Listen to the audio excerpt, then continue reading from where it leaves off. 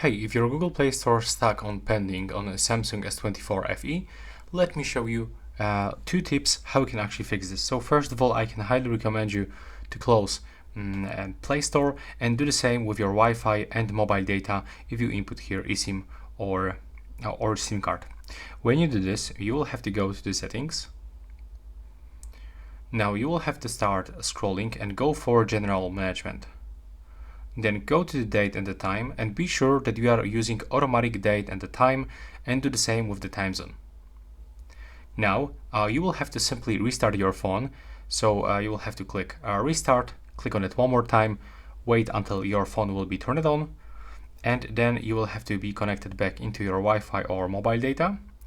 And you will have to actually try to download this specific application one more time. Sometimes you can even do this without restarting the phone, but I can actually highly recommend you to do this. So let's find out if it's gonna work in my case. Yeah, as you can see, it is working. So that will be all. Thanks for watching.